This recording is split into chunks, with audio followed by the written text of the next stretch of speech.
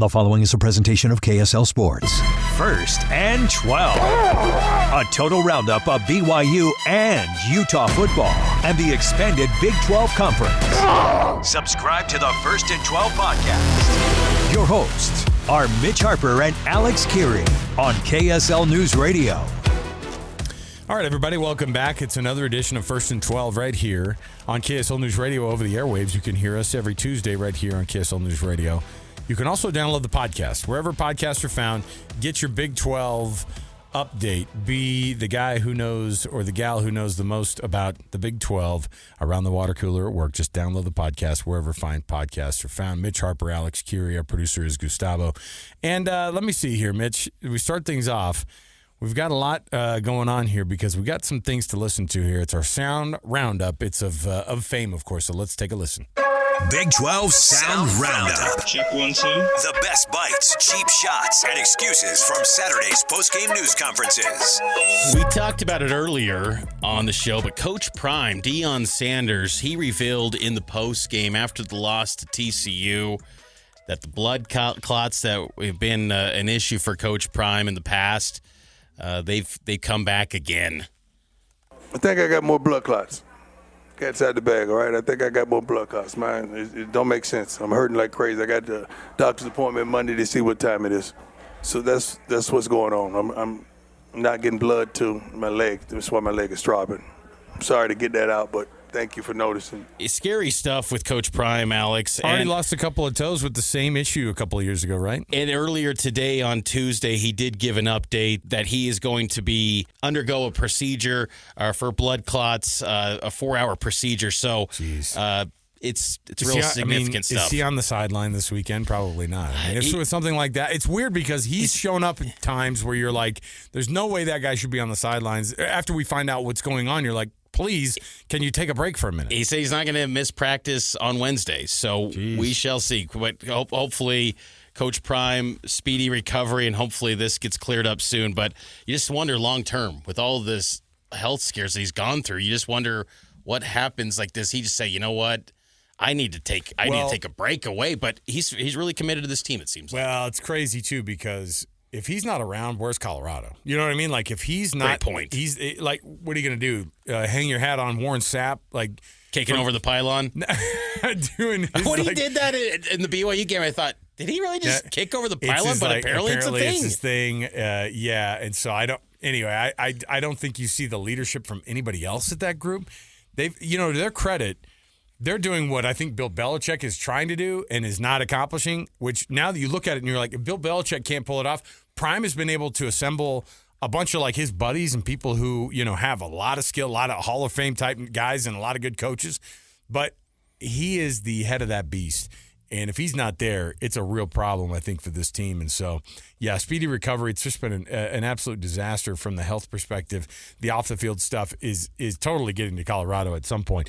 How about Cincinnati's coach, Scott Satterfield, who we've written off probably 3 or 4 times on this program, Mitch? Yep. Instead, he's moving along now and is kind of the talk of the Big 12 when it comes to teams who are on the rise. It's a different team. We got different players. We have I think our recruiting staff did a great job of identifying guys that we needed to bring in. We did a great job of keeping the guys we needed to keep from the last 2 years that were on this team. And then I think our whole program's done a great job of kind of molding this team and getting this team to be a connected team. And in this day and age of portal and all the different moving parts that these teams have now, you want to have a veteran team. You want to have a team that's been scarred together like we have, and you want to have talent.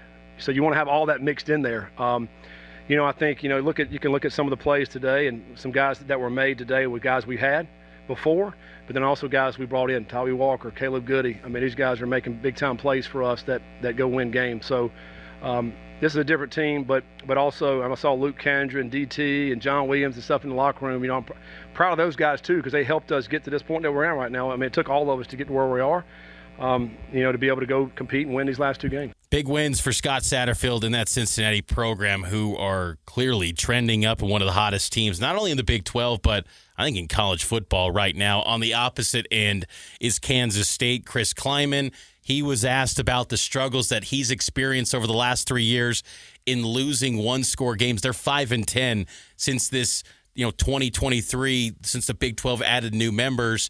What do they need to do to win those games? This was Kleiman. You got to make plays. That's the bottom line. In one-score games, you got opportunities to make plays, and when you make them, you end up winning those games. It's not one thing. It's a culmination of a lot of things, and it's not one player. It's offense, defense, and teams. And in this league, you're going to have a bunch of one-score games. That's just the way it is. And last week's an indication that we didn't make those plays. That's a guy who I've given a lot of credit to, and maybe I should stop. I mean, this is him and Lance Leipold were like Kansas State, man. Those guys are going to turn things around. But when is it going to happen? You know what I mean? When are those guys going to prove themselves? When am I going to be when Bill Snyder left Kansas State? We went, man, that guy turned around one of the worst programs in the history of college football and turned it into a team that you could always rely on from a trenches standpoint, things like that. And look, Chris Kleiman has had success at Kansas State.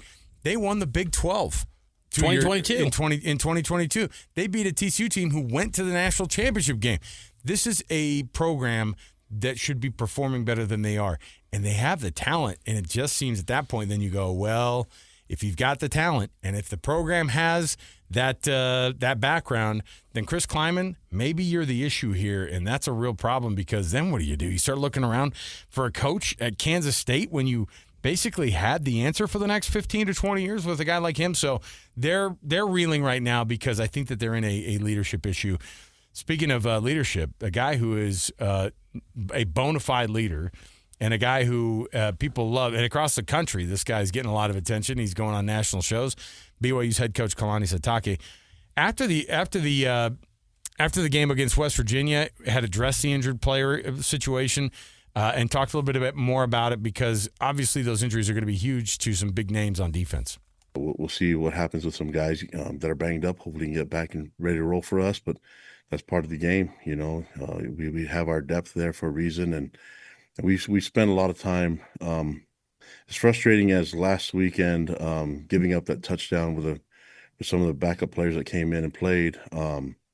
Those are necessary reps to our guys to get them ready. Even though we gave up a drive and gave up some big plays, and I think it was 3 catches in a row.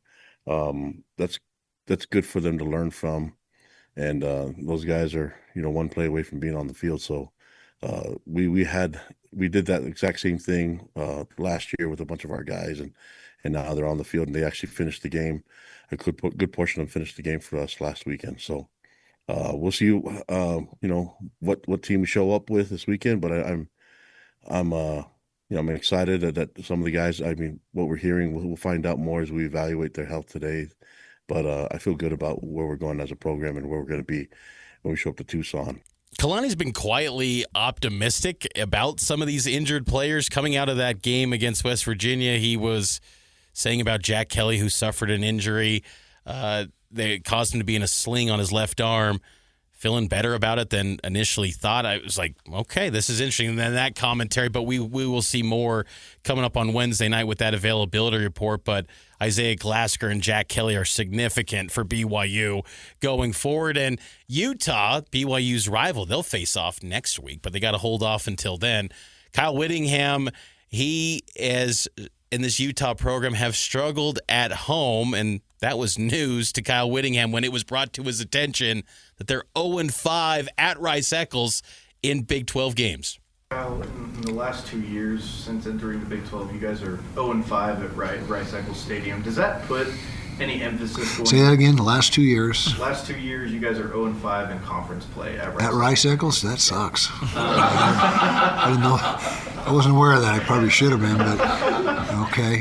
Does that put any emphasis on this weekend's game? Well, it hadn't. It might now, but I didn't realize that. Like I said, honestly, didn't go back. I mean, you lose and you're upset and you're mad.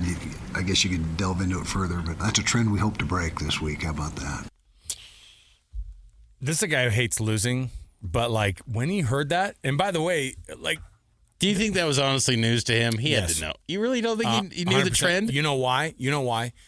Because it was an out-of-character moment for Coach Whittingham, and he doesn't have out-of-character moments. You know what I mean? Like, it was like a step away from, and it's not that he's, you might think to yourself, well, you should know that. Like, it was more like, hey, while you're in the middle of this thing, you don't think to yourself, what are we in the last 5 home games? You know what I mean? Like, you've just owned Rice-Eccles Stadium your entire career. It feels like that. It feels like that all the time. It feels like that every week. And then last year, you go, anyway, moving on. I want to forget all that noise. And then you have your first conference game, and you lose that one this year. Now, it's probably against the best team in the conference, but that's... And last year, they lost to BYU and Iowa State, 2 11-win teams, and TCU, who was a 9-win team. Right, and so, yeah, they had a lot of teams come in. And by the way, they got Arizona State coming in this weekend, who... was an 11-win team last, or 12-win team last year. Big 12 champ. And Big 12 champs. Now, I don't know, though. Like, it's great news for Kyle Whittingham right now, because I do think that this Utah team is different. Not just because of Devin Dampier. I think the attitude is different. But Iowa State's going, who cares? We have been owned by this team. We've been owned by this team. But they beat them last year down in Tempe. They beat BYU down in Tempe. So they're all these teams who always kind of owned us in the last little while.